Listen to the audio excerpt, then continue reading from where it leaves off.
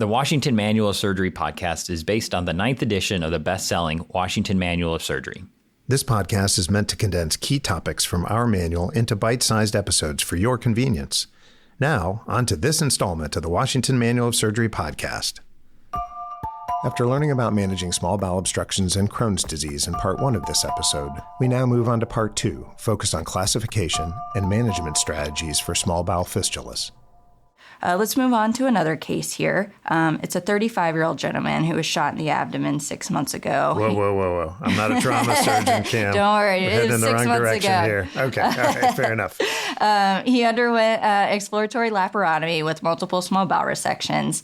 He's now presenting to clinic with persistent drainage from an incision, and you're concerned that he may have developed a fistula.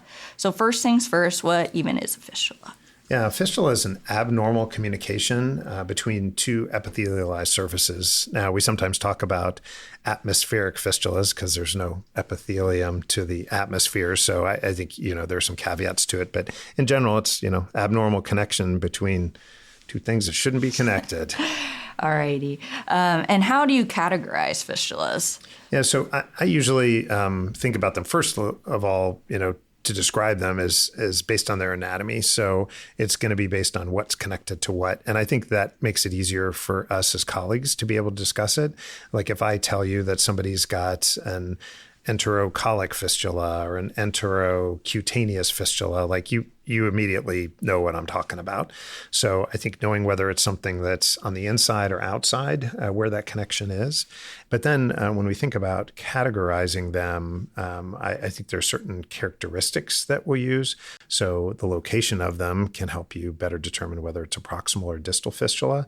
And that gives you a better idea as to the likelihood of whether you're going to be able to manage them non-operatively or not. Not in this particular case, but in a similar one, I was taking care of a patient who had gone through a laparotomy for a small bowel obstruction, coincidentally enough, at an outside hospital, and was transferred to us with a very proximal, just wide open enteric fistula at the upper portion of their wound. And so this, knowing that it was a proximal fistula, made me realize how we were going to have to approach that patient differently than somebody who had a distal fistula. And honestly, that's really related to output. And so if somebody's got a high output fistula, and there's a little bit of variability as to how that'll be characterized in the literature, but I think most people agree that it's greater than 500 milliliters per day, that's considered a high output fistula. Less than 200 a day, most people would consider that a low output fistula, and then anywhere in between a moderate. But that helps us to appreciate how we're going to take care of that patient, that we're likely going to have more challenges with fluid balance, nutritional issues, as well as skin care. So that becomes a big issue for taking care of these patients, is making sure that we can protect their skin with the outputs. Great. We'll dive into that a little bit more later. But how about some common causes of fistulas? What causes these to form in the first place? I think the main etiology is usually iatrogenic, so that at least that's what we frequently see. So in this particular example, obviously a traumatic etiology initially, but required an operation. And so this is one that would be in that iatrogenic category.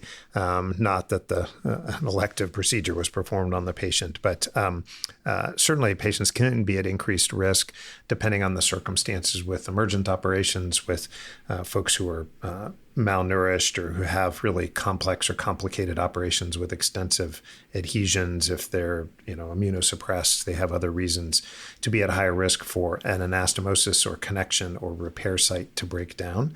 That can happen. But we talked about Crohn's disease previously, but that is certainly inflammatory bowel disease can be a cause of fistulas. We will see it with diverticular disease. That's obviously more often a colonic fistula, but I just happened to operate on someone yesterday who had a fistula to their small bowel from the colon related to diverticular disease. So we certainly see it. Malignancy is obviously a common etiology as well.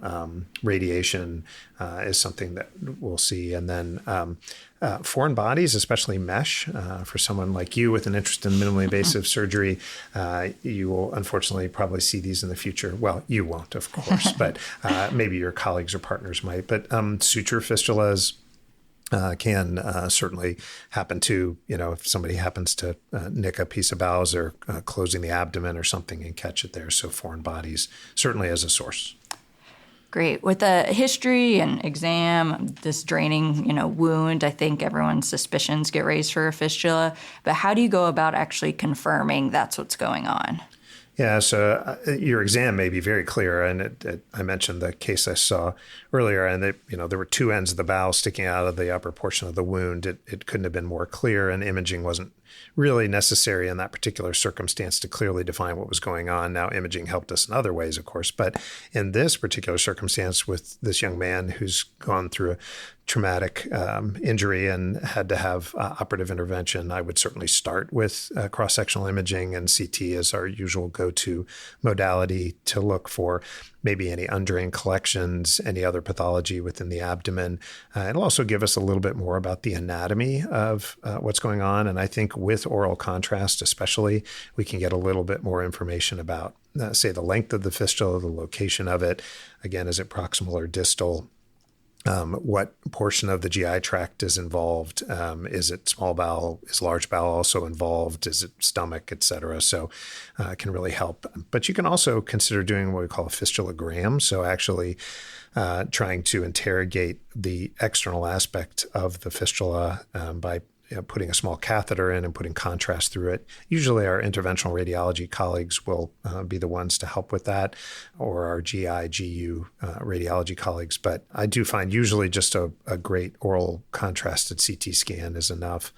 On occasion, we'll use endoscopy, especially if there's concern. It wouldn't be the case here, but if there's concern about underlying inflammatory bowel disease or some other etiology, then I think endoscopy can at least help with the overall diagnosis that may be leading to the fistula for the patient. Great. So now that we've diagnosed the fistula, moving on to next steps, what do we do? How about management of these? How often do they close spontaneously? When do we need to run to the operating room? Kind of what is your approach once we have a diagnosis of a fistula?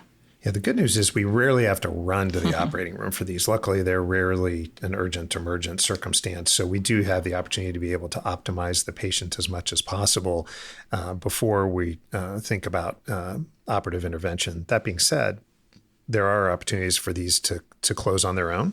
So I think low output fistulas with long tracts that are small, they have the opportunity to be able to close. And so certainly if we're able to control the outputs, if the patient's able to maintain their nutrition and fluid balance, if we're able to protect the skin around it, then I think we can give them some time and see if this will get better on its own. And by that, I mean months. Like there's not a rush to operate on them. And while the patients certainly, don't like them, understandably, if there are things we need to do to get the patient in better shape and optimize them for surgery. And then if it just so happens that with that time they heal on their own, great. But if not, we've given them a number of months. Now, in this particular case that you gave, it's a number of months later. But I usually try to give folks a good 6 to 12 months before we go back into their abdomen, if at all possible. Meaning the further out we get them, the better the chance that we're going to be successful in repairing it. But we also want to look at the etiology of it. And that helps us a lot to be able to determine whether or not we're going to be successful in healing them up. What are some of those etiologies that will lean you towards thinking that these will close spontaneously? Yeah, the fun mnemonic that everyone likes to use, and certainly, and we were just actually going over this with a medical student in the operating room just the other day, is the FRIENDS mnemonic. But it's really helpful. I think it's,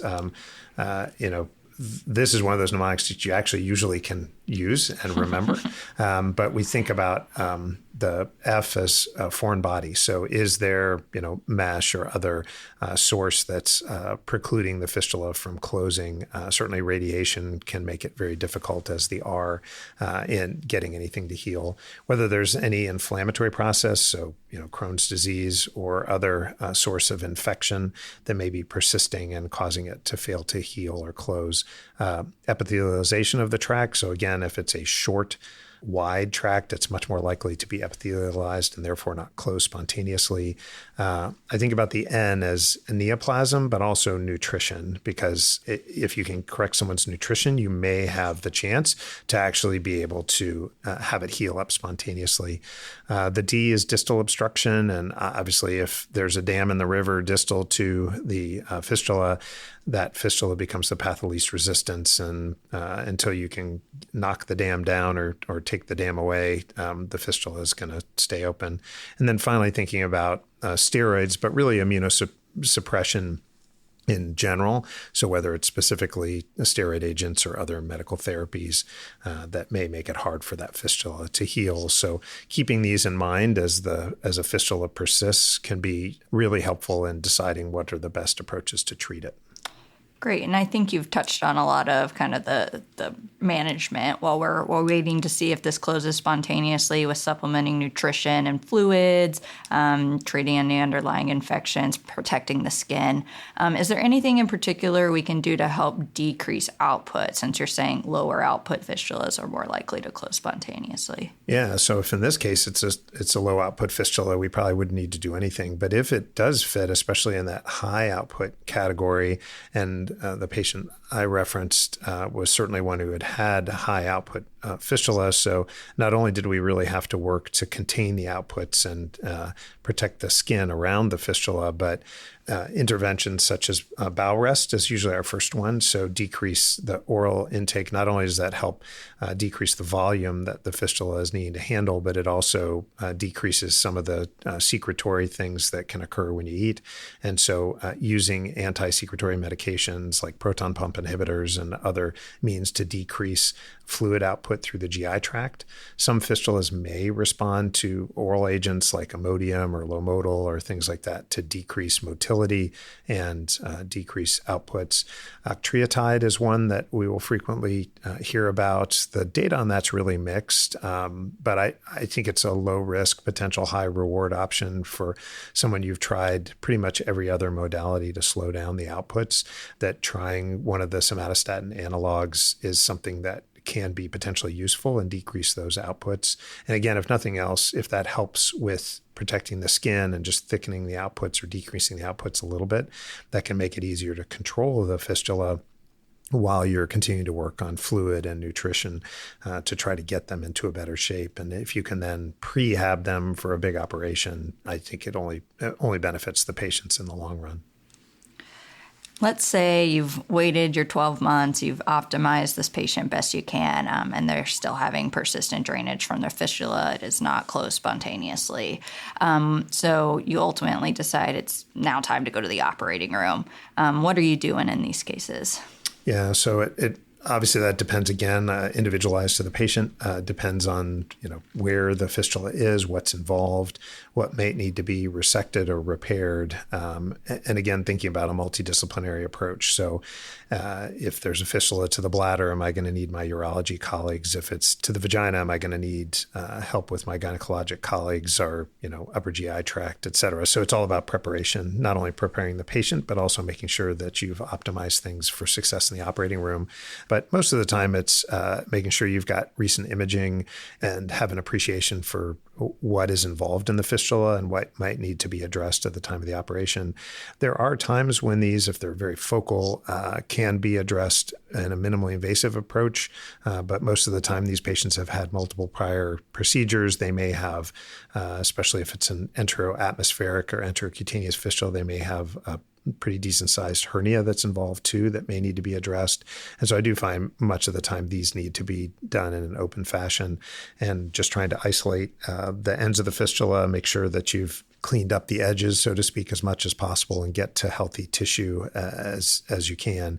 And then either determine whether a primary repair is possible versus you need to resect the bowel. So in the particular instance of the case that I mentioned, that was one that we were able to close primarily. But of course, in the exploration of the abdomen, we ended up with other areas, that we got into the bowel and had to repair. And then my hernia colleagues came in and did an abdominal wall reconstruction to kind of finalize everything for him. And knock wood, thus far, doing well. Yeah, these can be very, very complex cases. So thank you for that excellent review. I think that's all we have time for today. So thank you so much, Dr. Wise, for being with us. We got through a ton of great information about the small intestine. As always, if you're looking to learn more, you can check out some of the literature we've referenced in today's episode in the show notes. And then a full review of the topic can be found in the Washington Manual of Surgery.